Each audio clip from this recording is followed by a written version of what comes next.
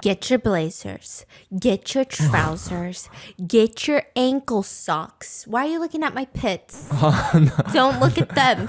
Don't look at them. He said, honey, you look so beautiful in a kitchen curtain. I said, that is actually the best compliment.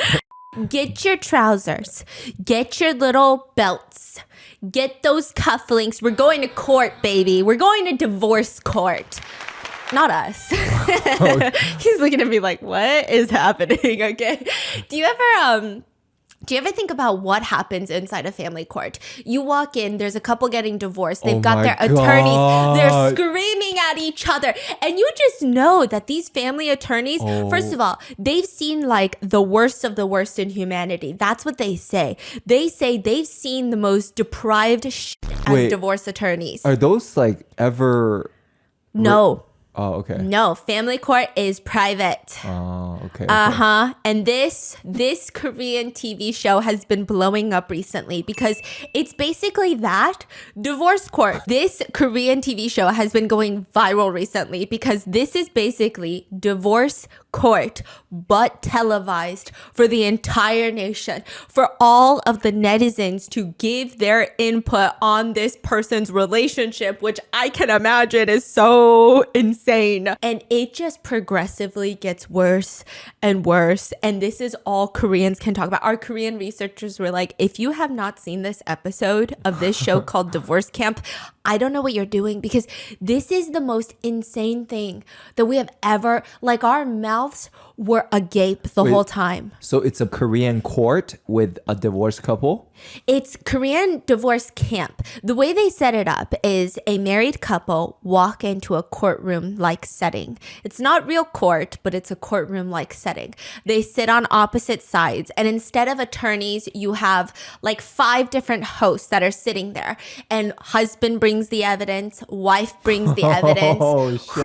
Who wanted to get divorced first? They get to say their piece, and then in the pews, you know, because you got the whole people can come and watch the court.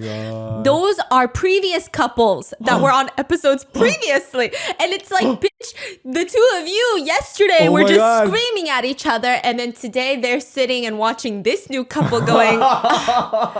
We could never. That could never be us. We're absolutely perfect. This is wild. It's so wild. Even the theory, the concept, everything about this, someone had to have just been like, who harmed you to create this show? Who hurt you? I think these reality shows, are so good. So good. And the craziest thing is, you know, divorce has been on the rise in Korea, and people are trying to normalize divorce, which I think is a good thing everywhere. Divorce is not necessarily the worst thing in the world, especially if you're in like a toxic or even like an abusive relationship. Obviously, divorce, right? But my sister was saying it is kind of sick and twisted. Like, initially it feels like the shows are here to make everyone normalize divorce, feel more comfortable with the idea of divorce, let it be better for toxic couples to break up. But then it also somehow became, you just start feeling good about yourself after watching these shows, because my mom be watching these shows nonstop, and I'm like, mother, you're divorced, okay? You've been divorced, and we keep telling you to find a boyfriend. You hate daddy. We know this, right? And she'll say, no, this helps me realize I made the right decision. And we'll just be having the conversations in front of my dad because they still hang out. And I'm like, okay, this is wacky. You guys are wacky. So at the end of each episode, is there like a verdict? Like, oh, you guys should divorce, or you guys should work it out? Is that how it goes? It's a series. So this first part is going to be divorce court. And then at the end, they will give you a verdict of, we don't think this is possible anymore. Or they will say, you're going to go to divorce camp. And it's like a reality show of divorce camp where they go, they talk to marriage counselors, and they have to figure out their lives. To save it. Yes. Damn. Welcome to part 1. We have Mimi and Bobo. Shut up. That's my names for them, okay? Mimi and Bobo, the married couple. They're middle-aged. The producers welcome them into the courtroom. Welcome, welcome. Please take a seat. Mimi looks kind of strong. She doesn't really necessarily look like a church ajumma. She doesn't look like a 시장 ajumma either, which is like at the market ajumma. She kind of reminds me of like your aunt's friend who is very aggressive and you feel really weird. Like you're trying so hard to be polite to this elderly woman, but then she'll just hit you with the, why are you eating so much? And then you're like, okay, you know what, lady? Did I go and list 20 of your flaws? Like, what the fuck is wrong with you? Why would you say that just now? Like, that's really rude. How old is she? That's the vibe. She's giving like 60. Damn. Okay. When you say middle-aged. She's giving like 50. Okay. Yeah. Then we got Bobo. Bobo is the husband, and he looks like he's probably in his 50s, but he looks like an 80-year-old ajashi from church. He looks like a church ajashi. Yeah, you just know that he walks a little slower, and then he sits down, and then you're talking to him, you're having a conversation, and you're like, I don't know if he is listening. Like, I don't know if he can hear me. And you just keep, and then they're just like, 그래, 알았어, 그러네. 뭐라고? And then you're like, oh my God, I want to eject myself from this situation because what am I doing with this couple? So they walk into the courtroom, business casual. I mean, truly, they look like a normal couple. And the wife sits down and she begins. I just keep getting traumatized. Is there any reason I should keep protecting this man and our family? And the husband says, no. Bobo says, this is not the problem. Seeing the show that is our home every single day, I mean, I really just want to leave immediately and go live by myself. I can't do this anymore. And they both bring video evidence tapes. I don't know if this is divorce court. I don't know if this is like a fucking criminal case because the way that they're bringing in evidence tapes, I'm like, I feel like I'm watching CSI Miami, CSI Seoul. Yeah, they said roll the tapes bit. We get a glimpse of the wife's tape. Evidence file 001. Yes. we see the husband laying in bed and she slowly sneaks up behind him. And then she reaches up, covers his nose. And I'm like, oh my God, she's about to try to kill him right now. She's about to strangle him.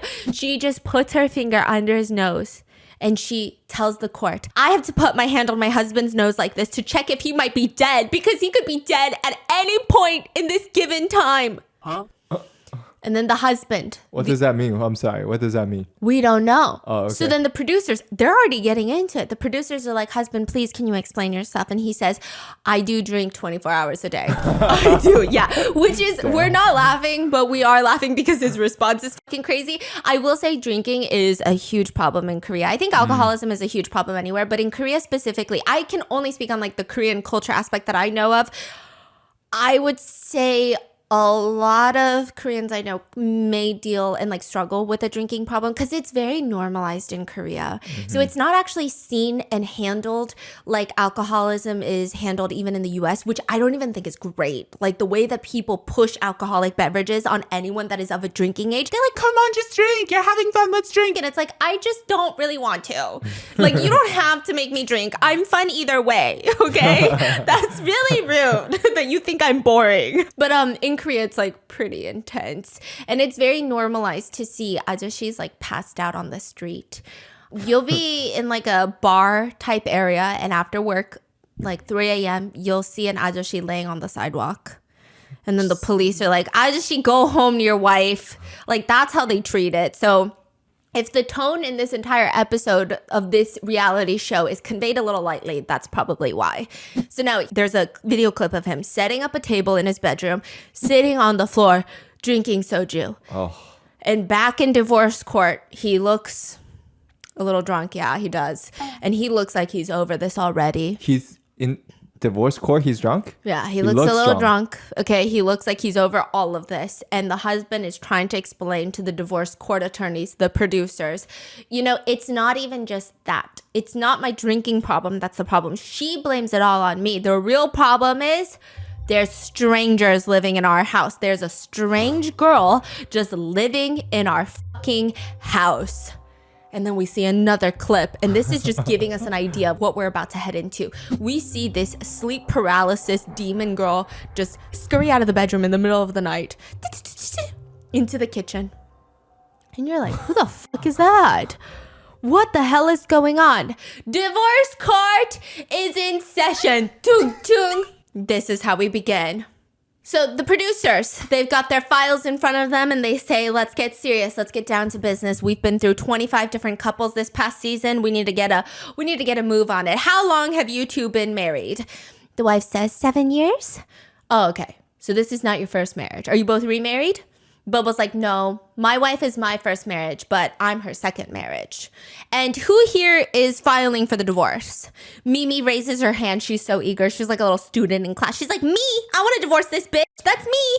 It's not easy, Mimi, I'm sure, making this decision, especially since it's your second marriage because, one divorce is already stigmatized, two. It's like the double whammy. So, tell us, why do you want to get a divorce so bad? What is it? And she's struggling to come up with the word. So he says, you know what? Don't even tell us. Roll the tape. Play the evidence.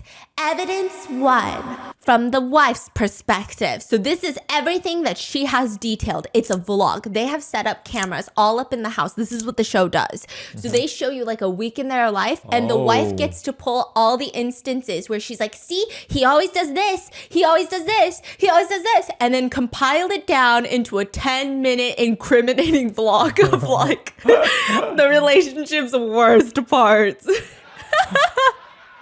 Damn. I know. Wow. And I was trying to think, what would we include in our tapes? You have no choice, right? Yeah. If the camera's just rolling. Yeah. Yeah, man. I mean, I'll be on my best behavior, right? I'll be like, What would you include on my tape? oh, we choose and She's pick. choosing. I don't know. Did you catch that fart? Okay, that is crazy. That was a stinky one. You see the green cloud?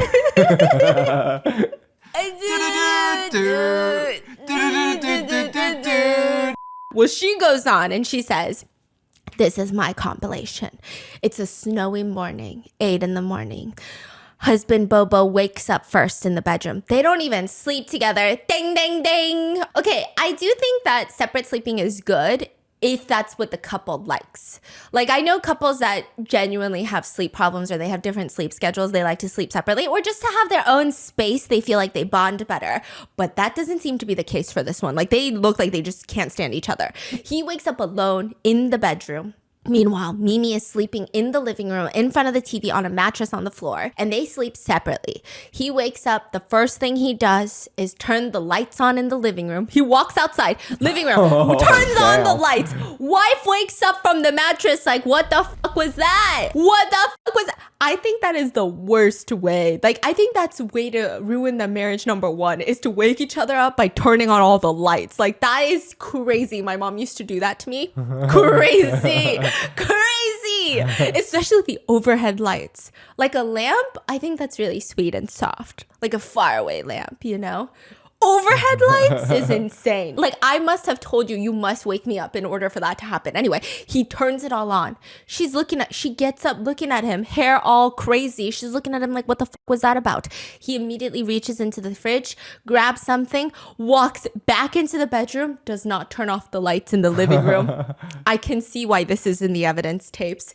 He sits down on his little floor table, pours himself a big cup of soju. No way. Yeah, and the he producer... wakes himself up by a cup of soju? Yeah. That's crazy. And a lot of people, a lot of Korean netizens were saying, this is actually waking me up to the fact that I have an alcohol problem.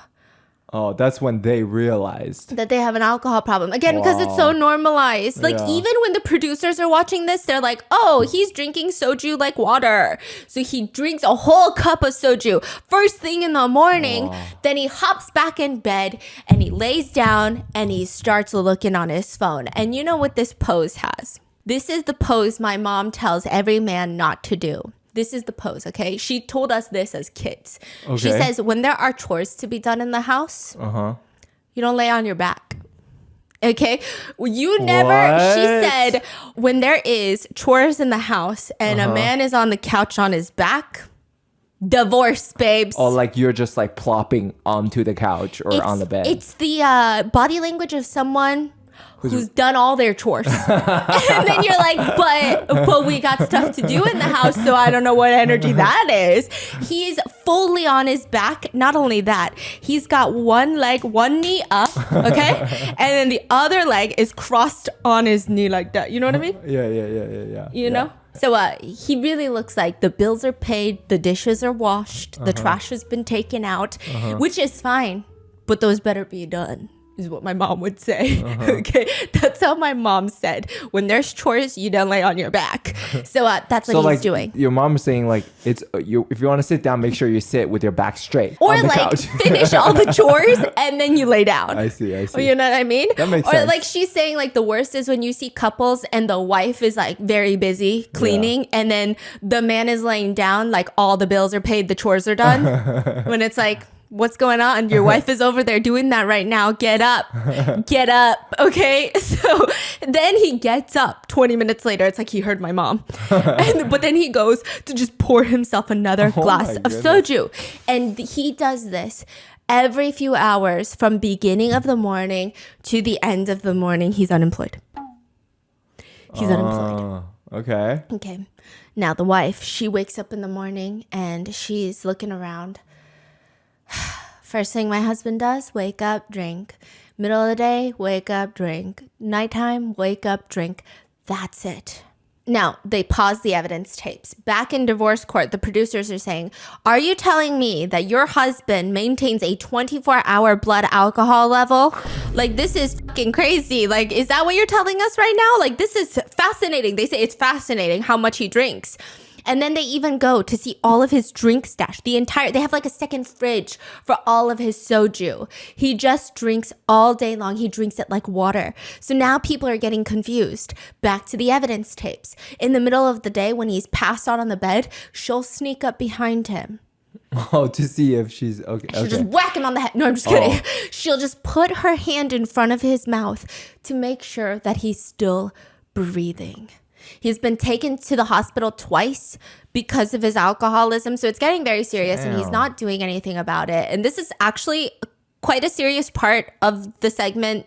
I think they take it seriously, not as seriously as I wish they would take it, but maybe they're not trying to alienate him during the conversation. I don't know, right? But he went through a day where he drank, I think it was 10 bottles of soju within hours. That's about 7 bottles of wine, 34 beers, or just straight up like 30 shots of vodka in terms of like alcohol volume. Wow. So he said that day my stomach hurt so badly, my wife had to drag me to the hospital. They're in the ICU.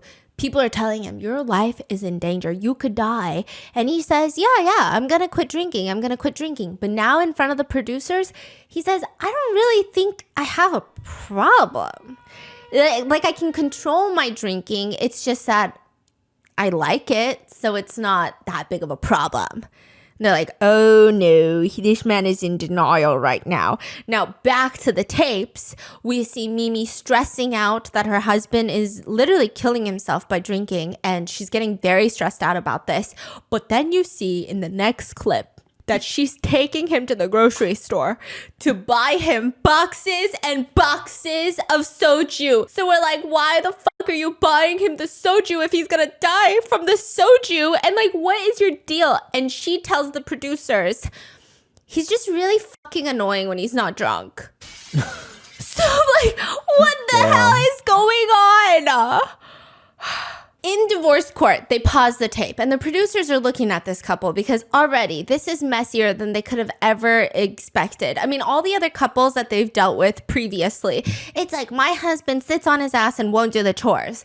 And then they're like fighting and arguing. And this is like, they keep saying, I don't think you guys are planning a divorce. I think you guys are planning a funeral. Like, what is happening right now? Like, he's dying. You're enabling the dying. What are you guys doing right now? And so they ask, who is the one that wanted the divorce? Mimi says, I am the one that initiated this process. I am the one that wants a divorce.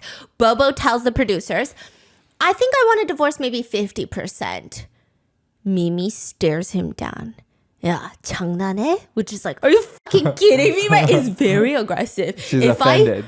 If I hear those words come out of someone's mouth, the translation is, are you joking me? But it's truly like, hey, I'm 2 seconds away from whipping your ass. How do you say that again? Like, yeah, 장난해?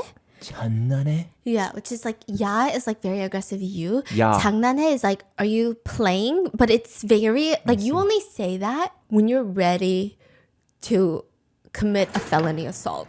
Yeah. You don't say that for no reason. Okay. You know?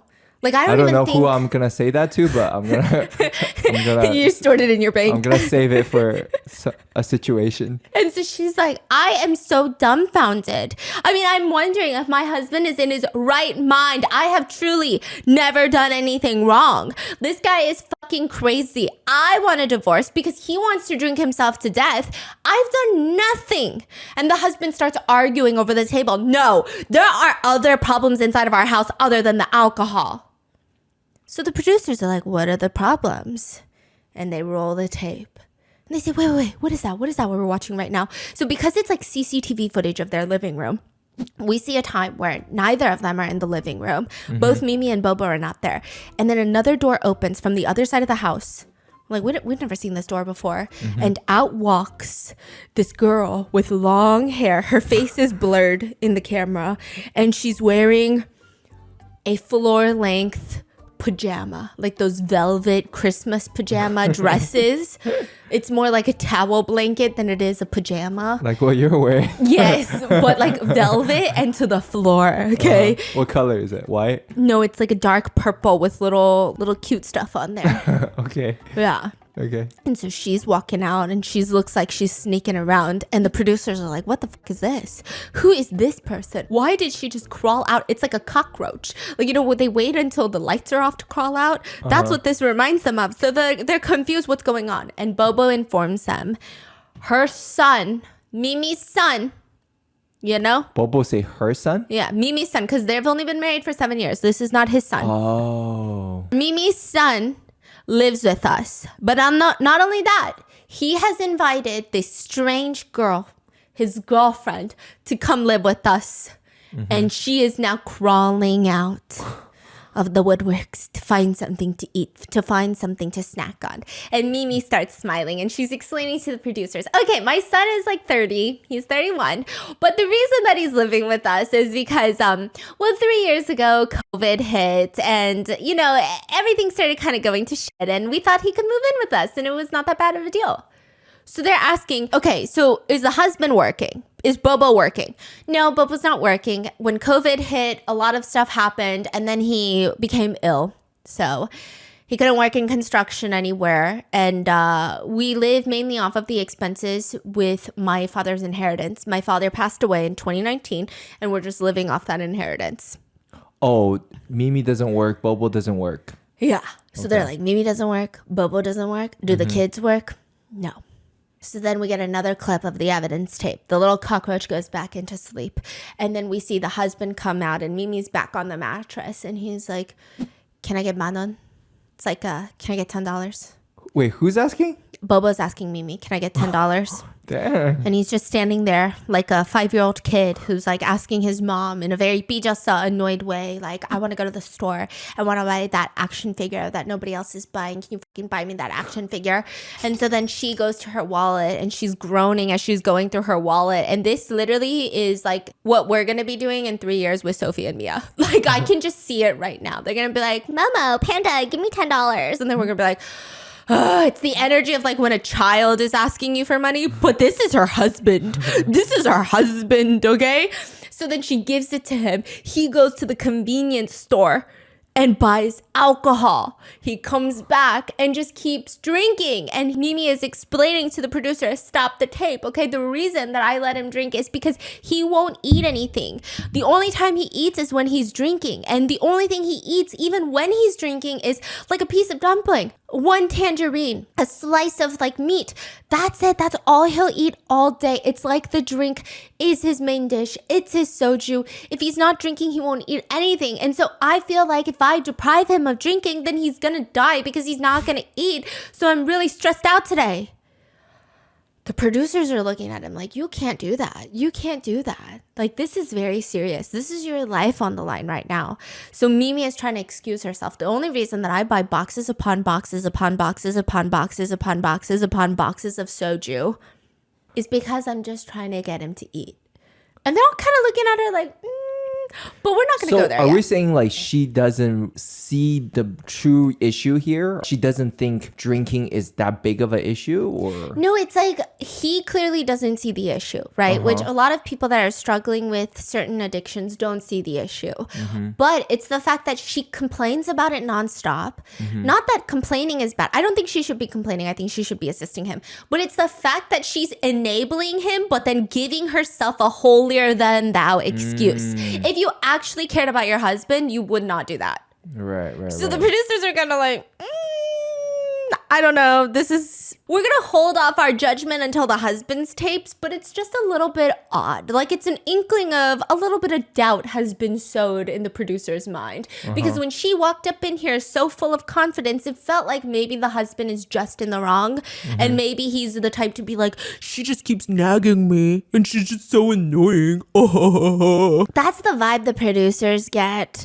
And she's trying to explain to them, it's been very hard to me mentally. You know, after my father passed away, I developed depression, panic disorder.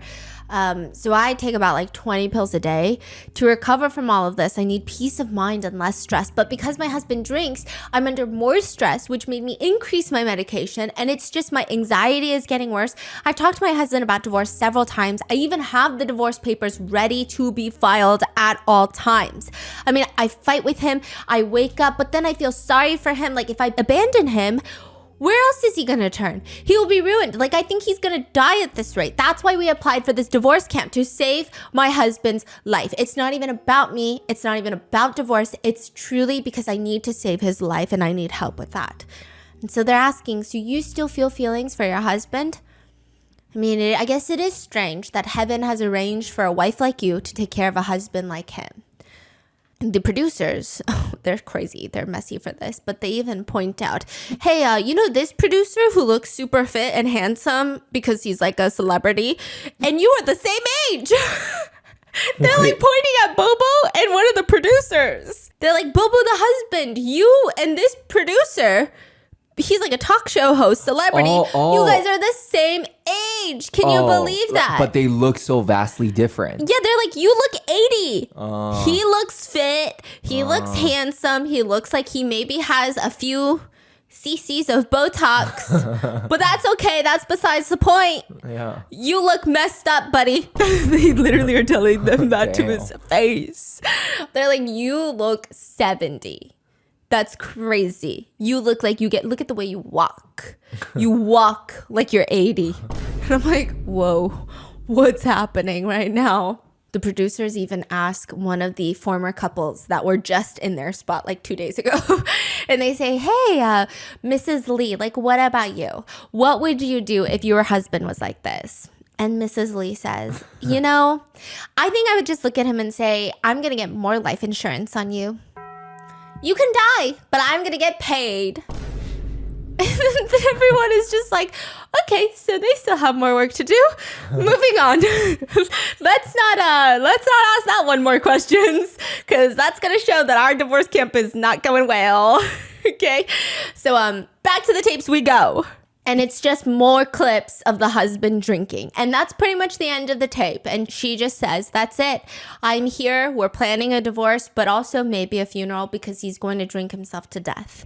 And now it's the husband's rebuttal. It's his time to speak. And there's almost someone on his side. So at this point, it's not like they have attorneys. It's not like they have someone rooting for them.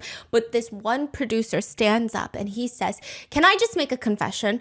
For the first time ever, this man is like known for being like a relationship counselor. He's known for having a really wholesome marriage with his wife. He's like known for loving his wife. That's like the vibe. And like, please, I'll be watching this one. Okay? Because these Korean church oppas, okay? So then he was saying, this was the first time in my entire life that I have ever snapped at my wife. They're like, what? And he says, you know, can I just say something? Mimi does some that I hate more than anything in this world. Wait, this. Yeah, this random producer is telling Mimi What? this. And so Mimi is like smiling, like, what? I can't think of a single problem with me. And he's explaining, that's the problem. You have such a crazy problem. This is a problem that I absolutely cannot stand. I was watching and reviewing the footage from both your side and your husband's side. And when I was watching your husband's footage of his evidence against you, I had to stop the clip multiple times to take a break. My wife kept asking me, like, are you okay? Why do you keep needing fresh air? And for the first time in our entire marriage, I snapped and I said, can you just please leave me alone for a second, please? What? I really did. And this made me question, how could I be angry at my wife? But this was the most frustrating thing that I've ever seen in the history of my life. Oh. He's like a celebrity, okay?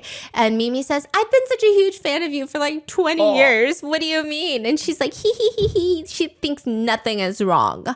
And then another one of the producers is like, yeah, she was telling me outside that she's like, I love Taeyeon. He's so handsome, haha. Yeah, I even pay to watch his dramas that he's in. I'd pay money to watch those dramas. What did I do? What could I have possibly done? So he's just giving like a little preview for what's about to come. Yes. Like plot twist, y'all. Yes. Get ready. Yes. And like it does seem like he has a very healthy relationship with his wife. Like apparently they've been married for a really long time and like industry insiders are like, oh yeah, they're actually pretty cute. Yeah. Okay. So the fact that he was like, can you just be quiet for a second and like leave me alone for a second? People are saying this is crazy. What could possibly make him talk to his wife like that? So they said, roll the tapes. But also the fact that Mimi cannot even guess her problem is also alarming. Okay. Husband's evidence video. We start at 7:30 in the morning. Okay, the two couple, they wake up, Mimi and Bobo wake up, and they decide that they're going to the market together. And they're out at the market, and the whole house is empty. The lights are off in the living room. 10 minutes later, a side door opens out of nowhere. And the producers are like, ooh, this is feeling like a thriller. It's feeling like a mystery novel instead of what the fuck is going on, right? And then a woman appears with long hair, wearing pajamas. And then another man sneaks out, plops onto the couch on his stomach. He's got long hair about shoulder length. And it looks like, what's going on? They don't really look like tenants. They look like cockroaches just like crawling out of the woodworks. Like Parasite. Yes. Like they just climb out of the basement and then start acting like they own the house. And then they're ready to cook some dinner and stuff. Wait, so this guy, I'm assuming is the son, was not in mom's clip at all? No, not at all. Wow. Yeah. Interesting. Okay. Mm-hmm. And then they cut the scene. So they go back inside to their little rooms and then it cuts. The next night, same thing happens. Door opens, little parasites crawl out. But this time Mimi is sleeping on the living room mattress and she gets up and she goes, 우리 아들? My son? And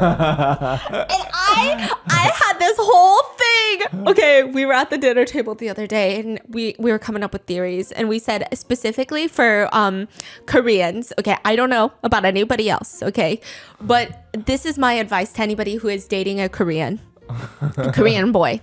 If your boyfriend's mother calls your boyfriend 10 times, they're like, hey, name, or hey, you, hey, bitch, hey, whatever the f- right? Crazy. And like, whatever. They are addressing them by some sort of name or nickname 10 times. Count how many times they say, 우리 아들, which is my son. If that is the majority of the time, you fucking run.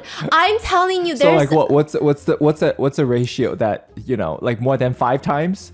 Like I think more than 50%? Truly keep it under 1. Keep it under 1? Like, okay, it's another thing, obviously. Come on, don't be doing this with me. Don't be playing in the comments. Like, if they're saying like, oh, my son does this, and they're talking to somebody else. But when they address their son, and they go, 우리 아들 밥 먹었어? Which is... Okay, translate to English. My son, did you eat? But like, 우리 아들, there's something so annoying about it, okay? If they're talking to somebody else, it's fine. Like, oh, my son does this, or like, my son didn't eat today. That's fine. That's obviously the grammar that you use. But when they address their own son with 우리 아들, Unless it's followed up by something stupid and sarcastic, no. Like my parents will refer to me as 우리 딸, right? And they'll say like, our daughter is so smart. And they only say this when I'm doing something fucking dumb. Okay, so it's like very sarcastic. It's not meant to be taken as like, my daughter, right? So be aware of mama's boy. Yes. Okay. Yeah. And she goes, 우리 아들? 뭐해? What are you doing? So her whole tone shifted from the way that she talks to her husband, right? I don't even know who this Mimi is. It's like a different person. No. I've been watching her for the past 30 minutes. I don't know who this lady is. This is a new lady to me.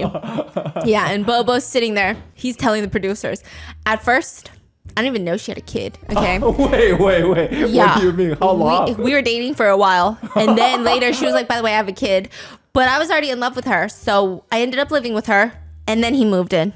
And then Mimi's explaining, my son used to live by himself in Seoul. You know, he was working part-time. But during Lunar New Year, he came to celebrate. And the next day, my husband was hospitalized.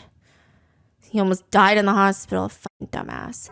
And my son started living with us because he wanted to take care of me. And I was just having such a hard time. So my son, yeah. And your son is 30, right? 30? They interviewed the son. The son has... Wait, the son was there? Yeah, the son's face is not blurred. He's in the interview tapes. He has shoulder-length hair. And he's got the face of 우리 아들. Got the face of it. What? I'm so sorry. And like, I love Korean men. Some of the men that I love the most in my life, my father, my brother-in-law, my cousins, like they're Korean men, right? But if they do some 우리 아들 I be telling them, you're acting like 우리 아들 right now. Like you're acting crazy right now and I need you to get a grip. You're 60. You're 60 years old. Okay, so...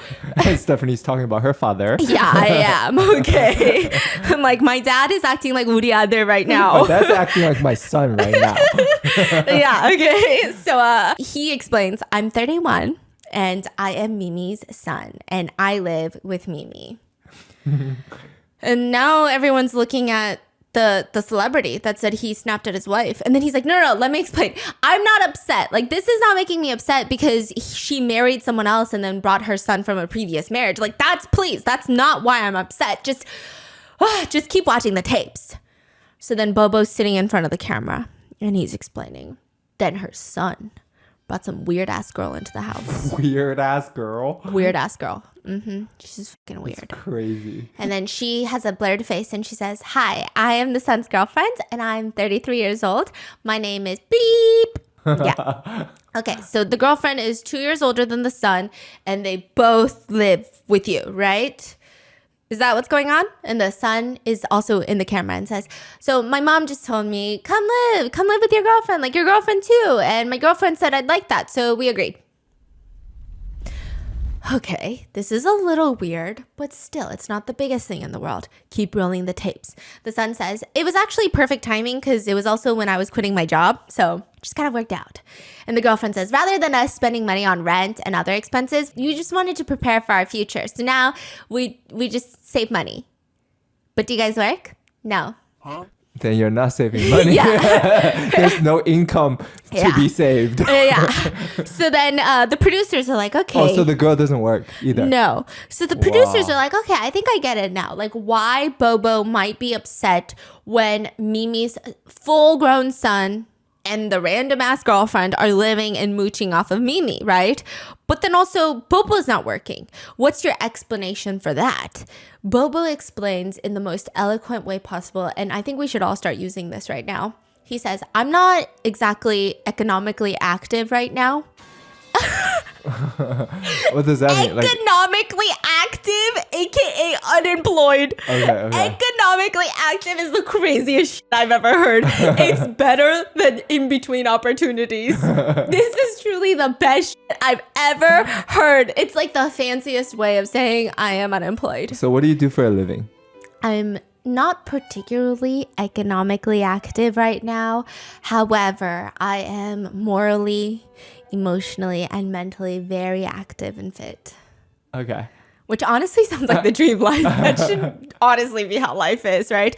But Mimi is interviewed and the producers are asking, okay, well, what about you? So husband's not working. He's not economically active. Son's not working. Son's girlfriend is saving money by not working. What are you doing? I've never worked a day in my life before.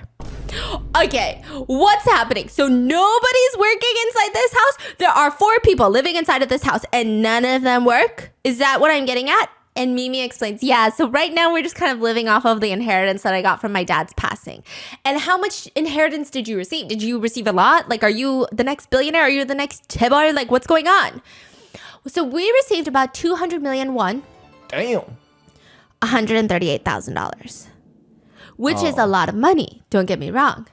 But 4 people, and now the year is 2025. Maybe it was filmed in 2024. He passed away 2019, so many years have passed. Ooh. So how much is left now? Oh, it's pretty much gone. We've spent almost all of it. Whoa.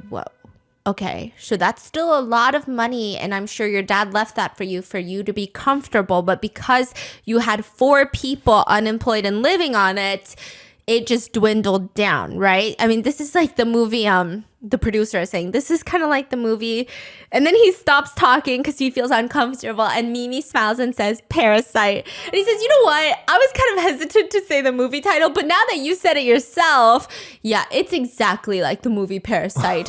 Like your little son and girlfriend crawl out in the middle of the night to get food and do all these things. You don't think that is Parasite? Anyway, roll the tape. So Mimi wakes up from the mattress. 우리 아들 배고파? 우리 아들 뭐 찾아? What time is it right now? Like, is it morning, Like 3 midnight? in the morning, 4 in the morning. So the mom is sleeping in the middle of the night and the kids are just waking up, or they're just like having a midnight They're snack? just waking up. Oh, they wake up at 3 a.m.? Well, they wake up. Okay, so they stay up all night and sleep during the day. So maybe this is like lunchtime for them. And so she's like, oh, should I make you something later? And the son's girlfriend looks at her, and says, 엄마, can you make us some spicy stir-fried octopus? Excuse me? Spicy stir-fried octopus? Okay, I'll make it. 엄마, are you gonna make sundubu again? Which is like soft tofu soup. Oh, 그래, I'll make you sundubu. But this time, can you make a lot more soup? Like last time I barely had enough broth. Okay, 알았어. Are they talking in that tone, really? Yeah, and then they walk back into the room and close the door, and the producers are sitting in divorce court just fucking baffled. They don't even know what this means anymore. What kind of sons? Could you imagine me talking to your mother like that? Be like, next time you cook for me, get me more soup, because that was crazy. Last time I didn't have enough soup. That's crazy. Yeah. You know what my mom does? This is honestly, I gotta learn from my mom. I don't know why I'm on a side tangent right now, but the other day his parents brought over these dough-filled, like black sesame dough-filled stuff, right? And my mom takes a bite and they're so good. I know my mom. My mom's obsessed with food. She loves eating. And she's looking like she wants to eat this every day for the next 2 weeks. And she just looks at me and she says, this is so delicious. How come it's my first time in this life trying this? AKA translate that to his parents so they bring this more often. This is the shit I like. No, I'm just kidding. Yeah. But it was smooth. No, it was smooth. Oma's EQ was so high. Yeah. It was like the most hilarious, eloquent compliment. It was so good. That was also like, I would like she say something like, how come this is the first time in my life trying such a delicacy, or something like that. It was like, what are you saying right now? It's just deep fried, like tangyuan, like sugar balls. Like what? And then ever since then, every time they come over, they bring the sugar balls for my mom. Yeah. And it's the cutest thing ever. But this is some crazy shit. She's like, last time wasn't enough broth. And like, this time I want this. And like, are you going to make this again this time? It was crazy. The producers have to stop this. I know in a lot of maybe American culture, this is seen as very direct. But in Korean culture, this is kind of seen as like, if you were to see a cow with 5 heads coming out of its butthole. Yeah. Like, this is insane. You do not talk to your mother-in-law like that. It's just kind of wild. I don't even talk to my own mother like that. Yeah. Like, I would really have to be on some shit to talk to my mom like that. And so Mimi is explaining, my son often sleeps during the day and wakes up at night because of his really intense gaming schedule. Schedule? So the producers are like, okay, I guess we're not even going to talk about the girlfriend right now, but what do you mean gaming schedule? Roll the tape. They got a CCTV camera in the son's room. No way. He's playing the gaming. Clicking the mouse, clicking the keyboard. Is the girlfriend playing too? No, the girlfriend is giving him shoulder massage. No. Applying chapstick on his lip. No. He can't even apply. You're fucking kidding me. Wait, the girlfriend doesn't play games? No. What? She just takes care of him. Oh, that is crazy. I thought the girlfriend was going to be a gamer too. Yeah. When it's two gamer couples, I can get it. I can get with it. I can also get with it if like... I don't know. I've never dated a gamer before. Like, we game sometimes, mobile games, but it's always like together. Yeah. Like, we'll be gaming together. I don't know. I've never dated a gamer, so I don't know what like the criteria of like when they should be gaming, when they shouldn't be gaming.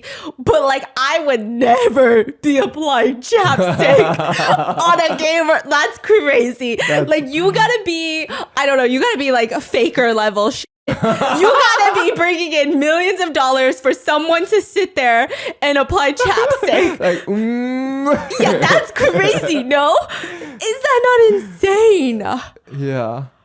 So sometimes they don't wake up until like 6 p.m. And Mimi, instead of getting upset at her 31-year-old unemployed gamer son, she's over here. Is our son hungry? 우리 아들 배고파? Is he gonna eat later? I only feel calm and at ease. My heart is only at ease when my son is eating. He doesn't eat all day. I get so anxious, and then I prepare what my son is gonna eat in the evening, but I don't know if he's gonna eat. Sometimes he doesn't want to eat. And the producers are looking at him like, what the fuck is going on right now? This is absolutely insane. She's waking up from her sleep. There's another clip that's in the husband's video, evidence video. In her sleep, she's talking, 우리 아들 밥 먹었어? No. She's asking, my son, did you eat? In her dreams? Yeah. 아 그래? 우리 빛났어. 먹어야지. In her dream. Wild. In her dream. Her Oh love for her son is so incredible. Bobo is sitting there in his confessional and he says, all I hear all fucking day is, our son, did you eat? Our son, aren't you hungry? Our son, our son, our son, our son. I can't do it anymore. Okay, I can't do it. And so the producers are saying, okay, from Bobo's perspective, I can see how he's upset. It's never about, hey, husband, are you hungry? It's always, 우리 son, our son, our son, our son, our son, our son. The husband walks out of the room and he sees spicy fried octopus prepared because that's what the couple asked for, right? He grabs himself a plate. Oh dear, you cut the octopus so small. 그럼 먹지 마! That means don't eat it! Whoa. I mean, agreed. Like, don't be critiquing someone else's cooking if you're not the one cooking, right? But it's the fact that she just snaps on him. He did say it a little nicely, but again, still, don't be saying it. Just eat it, right? He squats down on the floor on a cushion and he starts eating. And the people, the producers are like, why do you have to eat so pitifully? Because, like, the posture in which he's eating is equivalent to him sitting on a toilet. Like, can you not sit differently? Can you not sit crisscross applesauce on the floor? Like, why? He starts taking a few bites. Oh, it's so bland. It's not bland. It's actually kind of salty. Okay, I was just saying, I think our taste buds are a little bit different. I mean, but regardless, you didn't make it for me to eat, did you? Of course not. Why would I make it for you to eat? It's fine. I'll just add a little bit of salt and pepper and heat it up. It's fine. Not a big deal. Then he goes back to his room and continues drinking. Mimi gets up, fixes her hair, walks into the son's room. He's gaming. 우리 아들, my son, should I steam some dumplings for you? Do you want some dumplings? You want some steamed dumplings? He barely responds yes. She leaves the room to steam dumplings and he starts, he's got a demonic laugh. He's laughing with his gamer friends. It's kind of crazy. Yeah, and the fact that like she's watching this in divorce court, they're playing the clip on like a projector and she's smiling. She's like squealing at delight at even just the sight of her son. This is wild. Yeah, and the producers are looking at her like, you know, it's crazy. One of them is a mother and she says, if that were me, I would be smacking my son on the back of the head. Like, I don't know how you go in there and it's like, do you want some dumplings? You want some dumplings? Okay, tell me if you want some dumplings. My cutie patootie. Oh, my cutie patootie. You want some dumplings? That's crazy. That's crazy. Stop. Stop. Are you laughing because why I'm laughing? I think so. Because sometimes he does talk to me like that. Oh, really? Oh, no, you're always no. like, my cutie patootie. No. Okay.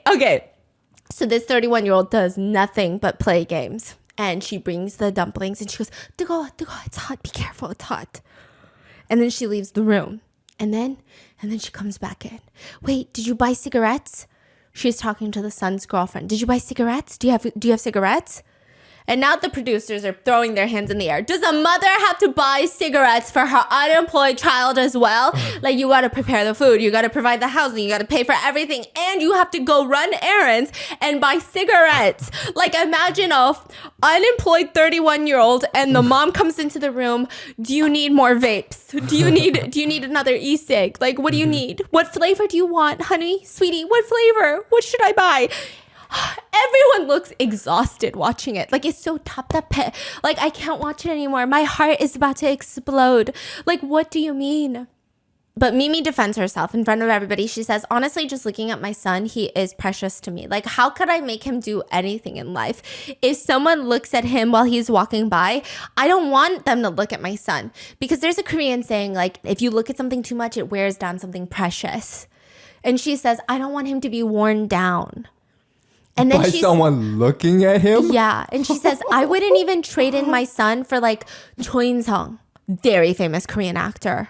Hard eyes. Okay. I wouldn't even trade in my son for G-Dragon. She's like, I would not trade in my son for any celebrity. Wait, she said I wouldn't trade my son for G-Dragon? Yeah. Yeah. What a statement to make. Yeah. What a crazy ass fucking statement. Okay. So then, Honey, yeah. I wouldn't trade you for G-Dragon. That's crazy.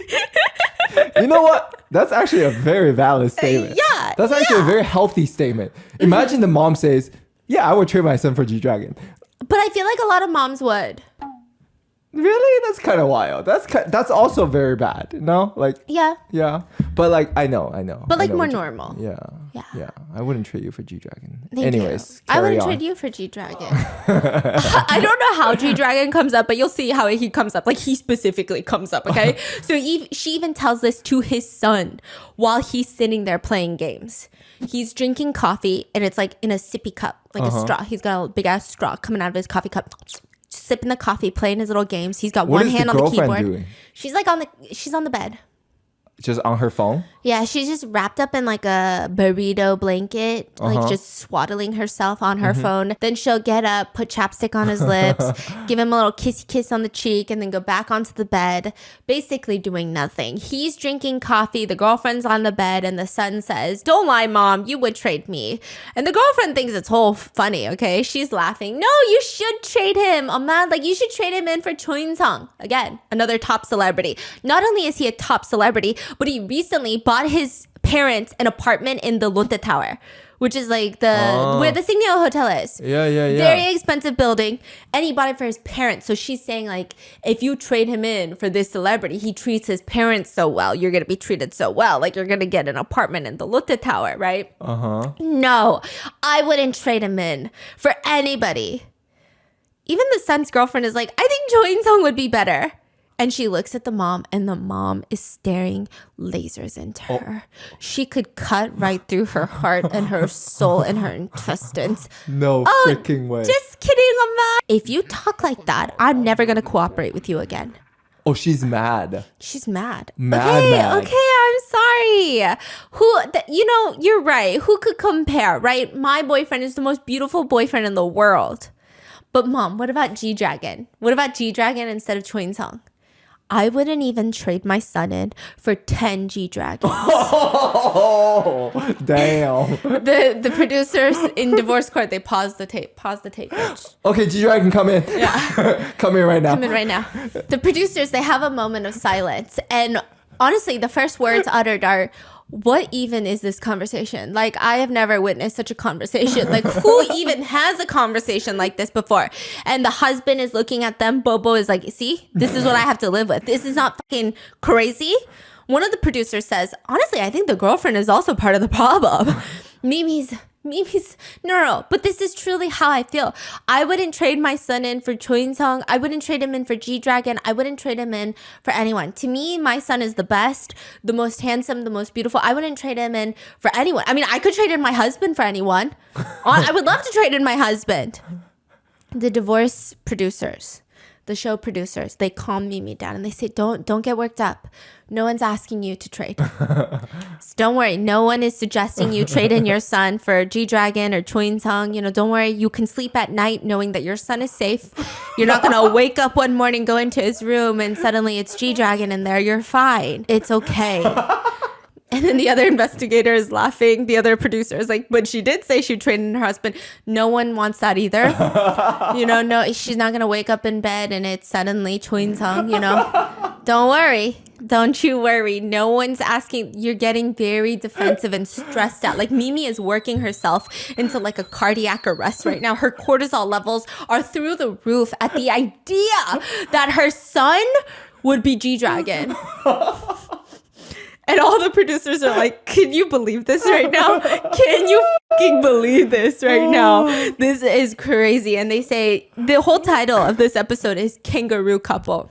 They say it's a kangaroo mom. So, like, I know in a lot of cultures, they have, like, tiger parents.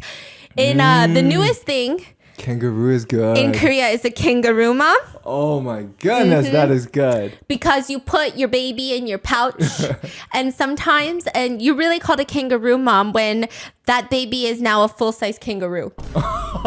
It is a 35-year-old kangaroo in your kangaroo pouch. It's breaking your kangaroo pouch. The 35-year-old has never been out into the world. So now they just act like a baby kangaroo. When you look at it and you're like, that's a full-grown adult right there. That's crazy.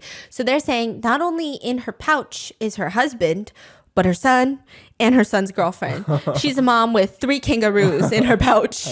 So this is crazy. She's got so much going on in the kangaroos. She goes back into the room and she goes, 우리 아들, do you have coffee? Do you have enough coffee? And the son says, I'm going to go buy it later.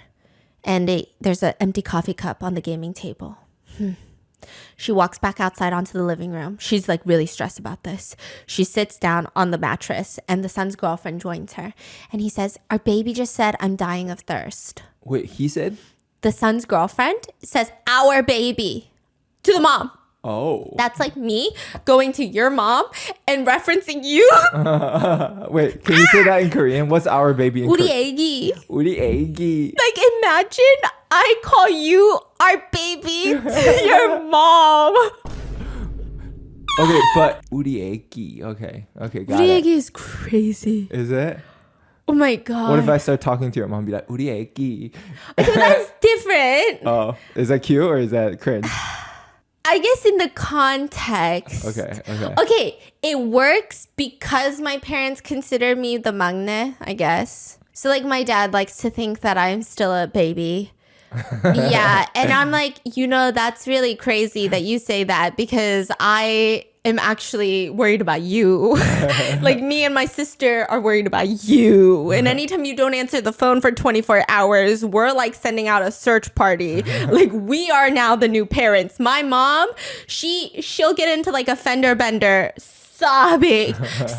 She can't even control herself. She doesn't know what to do. She's so scared. She's calling me. She's calling you. She's calling my sister. She's calling Andrew. Like, I'm like, why do you guys keep calling me y'all's baby? Like, what the fuck is going on right now? I feel offended. Okay. But like, for her to say 우리 애기 about the boyfriend is kind of crazy. It's kind of crazy. Yeah. Okay. Yeah, and she says, our baby is dying of thirst. And so now they're plotting. The mom is upset. Earlier when I went out, I should have bought some coffee in advance. I should have known. Oh, no, Mama, don't be so hard on yourself. No, you might be okay with it because you're just his girlfriend, but I'm worried that my son can't have his coffee. I can go get his coffee, yeah. And so at that, she immediately grabs a winter jacket because it's snowing outside, walks to the cafe and buys a whole bag of coffee, like 4 large coffees, iced coffees. The girlfriend. Yes, brings them back. They pause the tape and the producers are like flabbergasted. The more these tapes go on, the more they're like, I don't even know what to do at this point. This daughter-in-law is also crazy. Like, she's really insane. She brings it and she says, here, I added the syrup. She takes the little straw cover, the paper off the straw cover, puts it directly in front of his face so he doesn't have to even move 25 neck muscles to just slurping the coffee. I'm gonna put the other 2 in the fridge so you can take them out anytime that you want, okay? He barely even responds. He's like, okay. And then he goes back to gaming and he's like talking to his gamer friends. Oh, the violent thoughts that would come across my mind in those moments. What is he saying? Do you remember what he said? No, gamer words. Oh, okay. Yeah. I learned what HP meant, like health points or something. Bruh. Yeah, What? through this. Yeah. Through this? Oh, you just learned this today? Yeah. What? Do you know what HP is? Yes, it's the health. How do you know what HP is? Bro, it's the health bar. It's in every single game. Really? Yes. Is it in the games we play? No. So at this point, this giant baby is on life support on coffee and steamed dumplings that are brought to him. And Bobo is like, see, he has to drink coffee. He wakes up. I mean, he's a full-blown caffeine addict. He can't live without coffee. And then the producers stop the clip because they're like, you know that dog that's like, that's what they're doing to Bobo right now. Because they're like, didn't you just say 2 seconds ago that you don't have a problem with alcohol? And he's looking at them like he has no clue why they're looking at him. Okay. So he's complaining. Son is a caffeine addict. And but of course, you don't have a problem. They keep going. Bobo's explaining, at 4 or 5 in the morning, they don't care. They're screaming. He'll be screaming angrily at his gamer friends at 4 or 5 in the morning. And then all of a sudden he's laughing. It's demonic. It's creepy. It feels possessed. I don't like it. He shouts into his headphones. Do you know how stressful that is? That amount of noise? It's just too much. But then we cut to a clip in the evidence tapes where Mimi is outside and she's cooking for her full-grown son and son's girlfriend. And she hears the son just screaming at 3 in the morning. And she just giggles to herself and she goes, oh, the other is going wild again.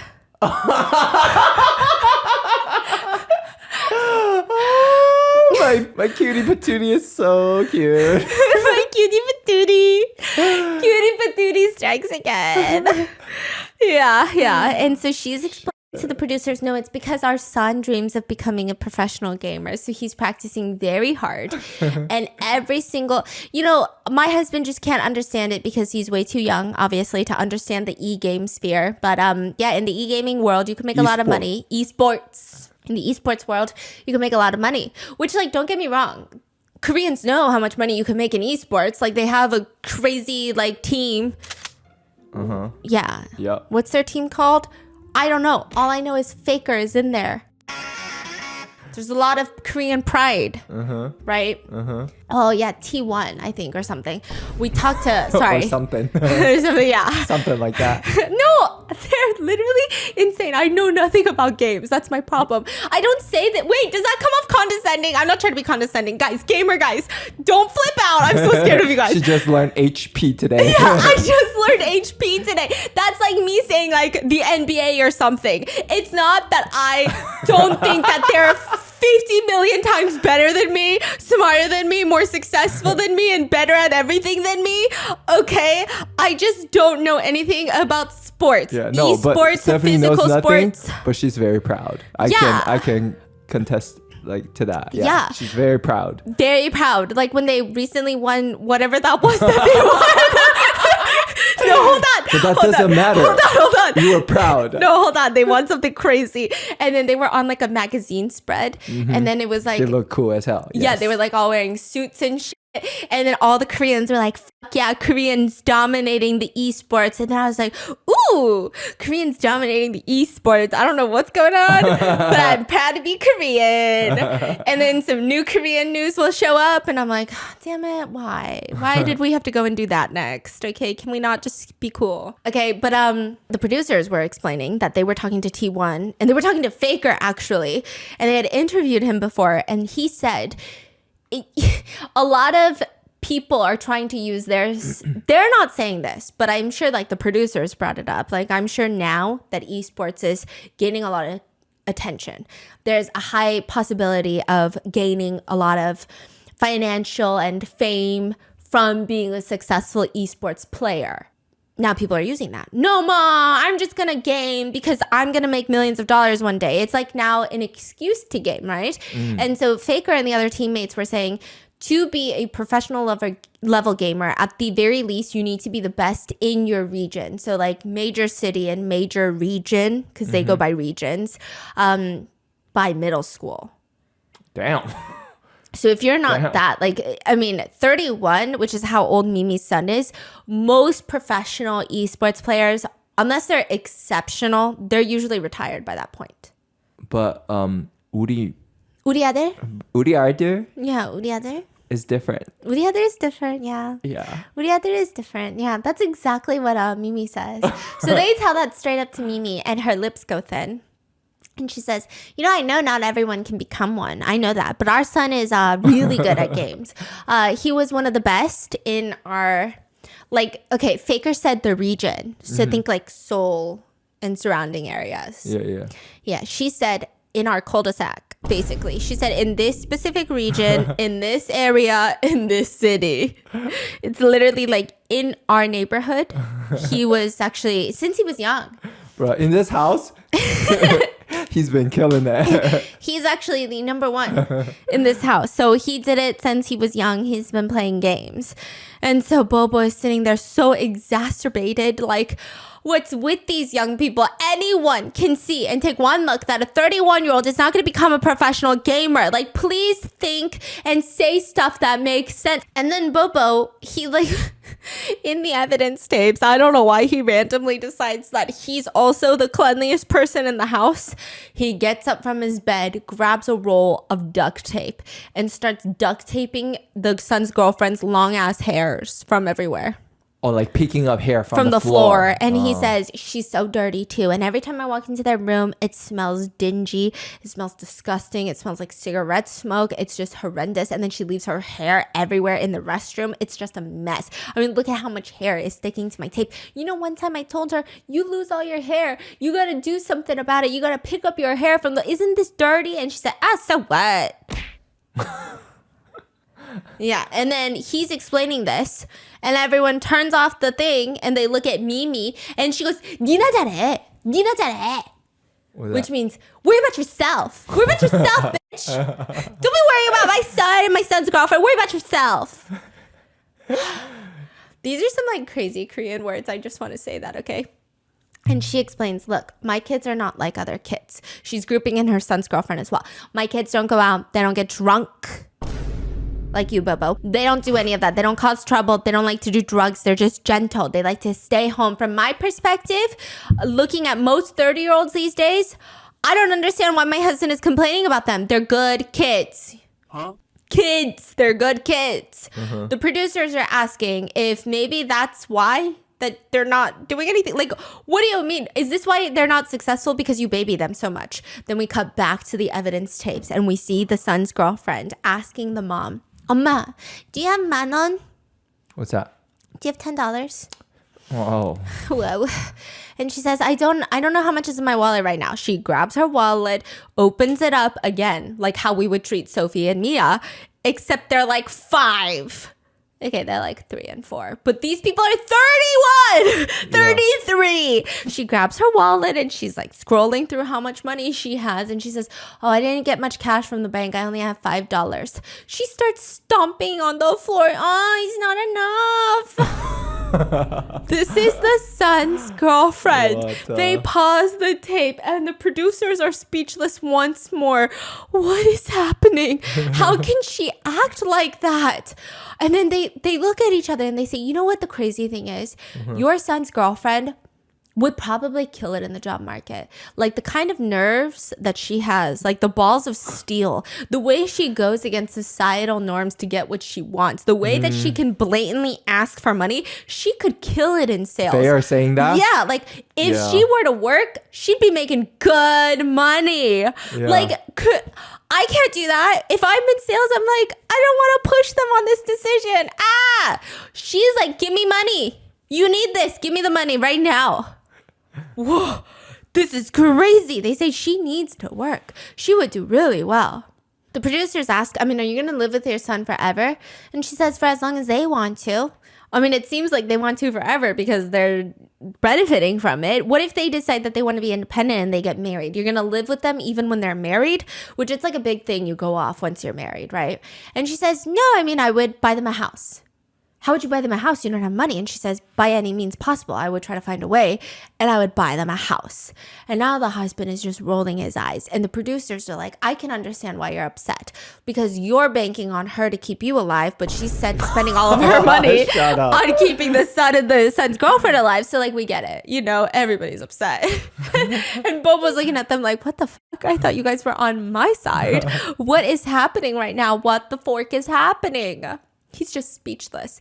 Everybody's speechless.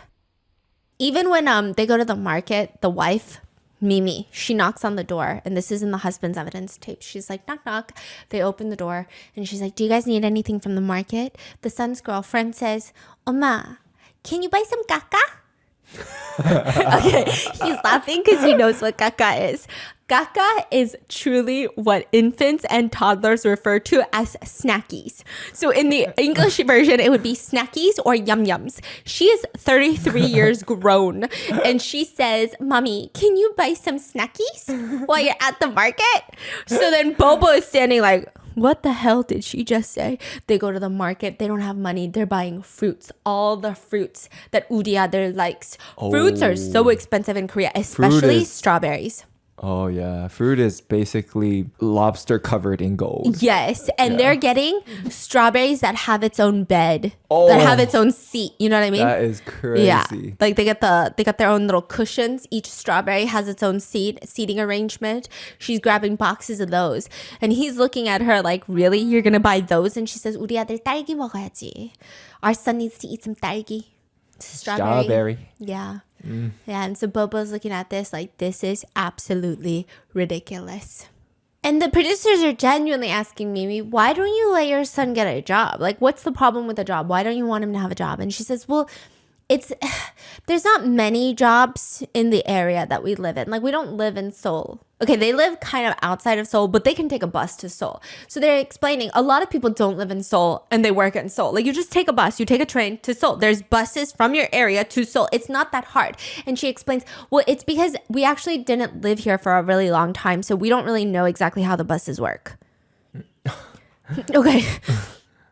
But you could just teach your son how to use the bus so that he could commute to work. And she explains, well, how would I explain it to him when I don't know how the buses work? Like, the buses are really complicated. So they're saying, your son is 31 years old. He should be teaching you how the buses work. He knows how the buses work. He can commute to work. And she's explaining, no. But like in my family, I think we all just kind of we raise our kids like this. Like my siblings, they're all the same. We raise our kids exactly like this. Okay, so your siblings' children also don't work? I mean, no, because they're in middle school right now. And so you're saying you treat your 31-year-old son like your siblings treat their middle school age children. Of course, you don't want your middle school kid to take the bus all the way to the big city by themselves, but your son is 31 years old. Yeah, but that's just how we just raised our kids in our family.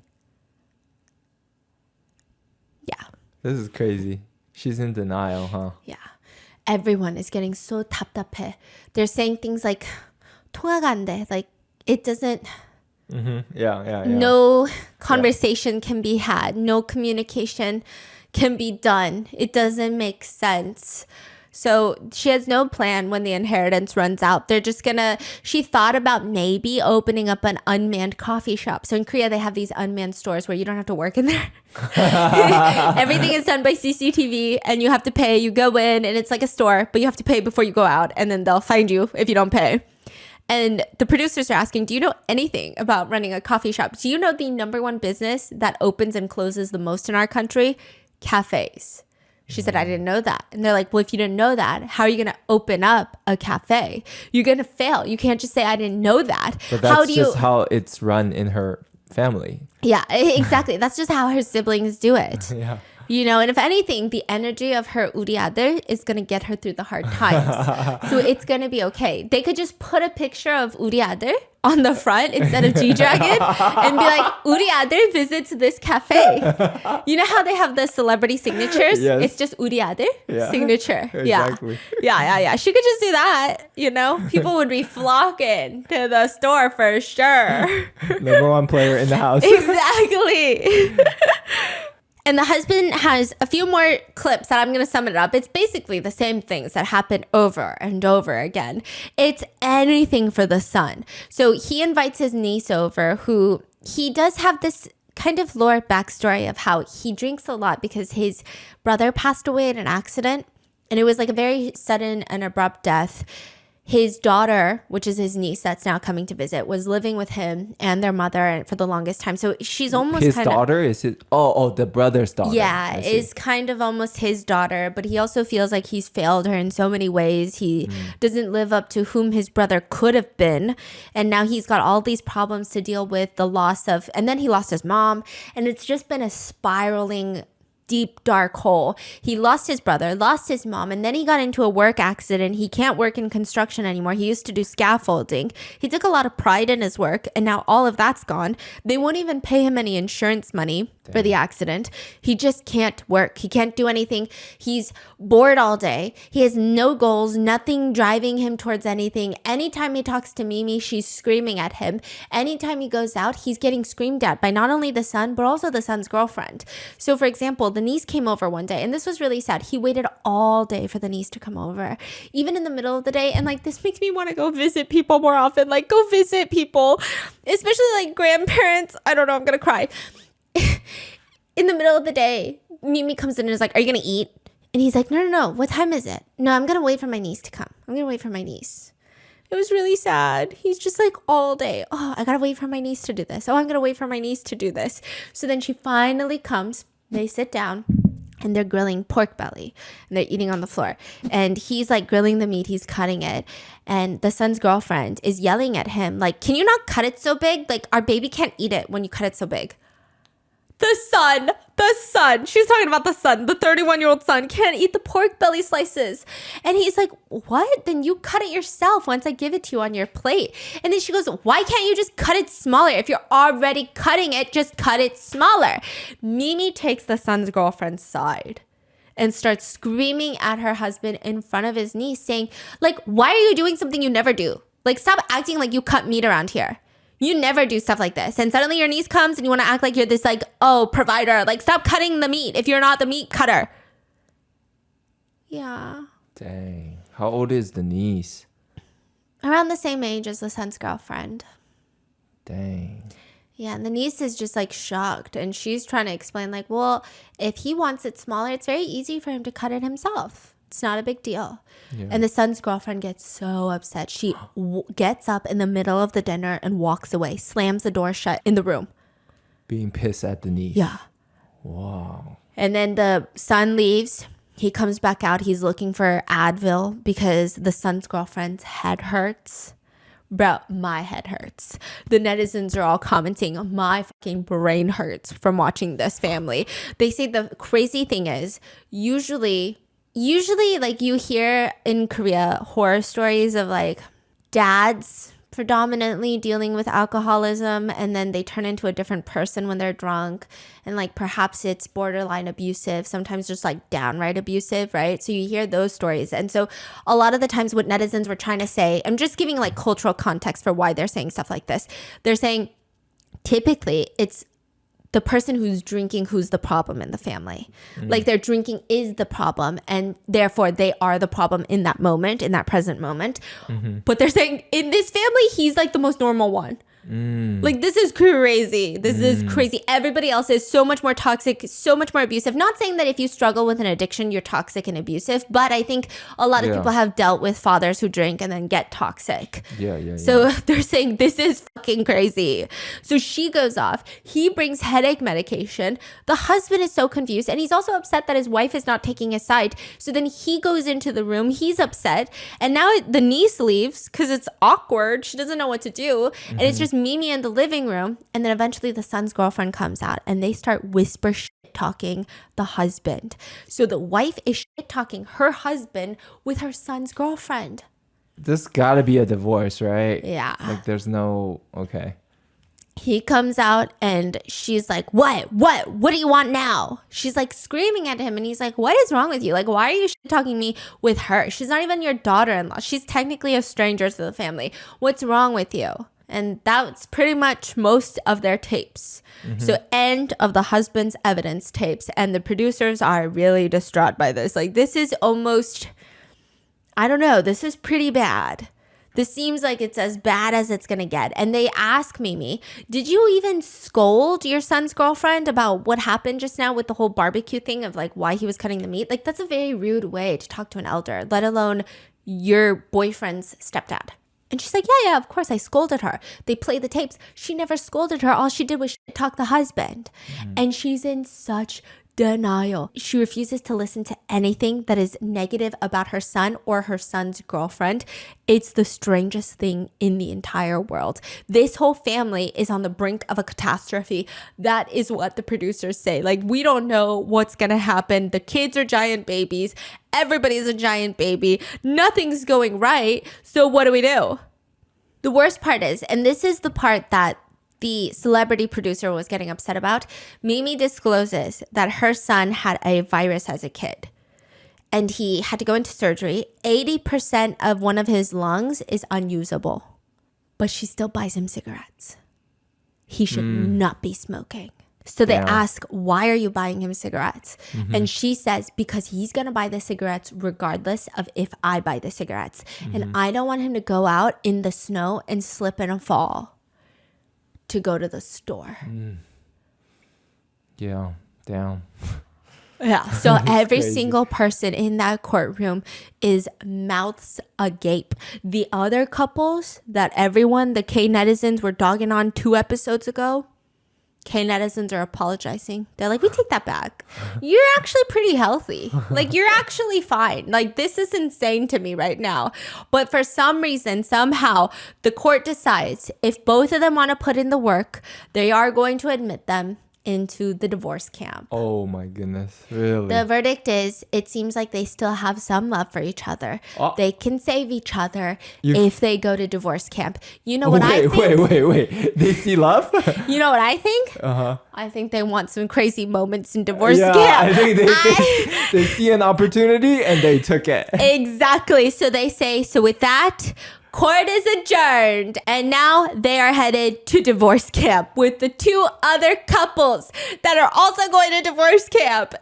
Let me know if you want that. Okay, they gave like there's a small section where they go to divorce camp, but this is ongoing right now. The next episode is going to come out in like the next few weeks. So please let me know if you want this, because all Korean netizens can talk about is this family from divorce camp, and they need to know what happens in divorce camp, because everybody is blown away that they're even going to divorce camp. Like this right here, divorce babes. Like, this is crazy. Both of you guys are crazy. Some K-netizens were commenting, actually, they can never get a divorce. Don't ever let either of these people out into the single world. Other people are saying, we don't need just divorce camp. We need the kids in the camp. The son's girlfriend, people are flabbergasted at the son's girlfriend. They say, she's actually the craziest of them all. I need to look inside her brain. She's not right. Something's not right up there. So if you guys want part 2 of this, if you guys want me to take you to divorce camp and see the horrors that unfold there, let me know in the comments. And with that, I hope you guys enjoyed it. I'll see you in the next one. Bye.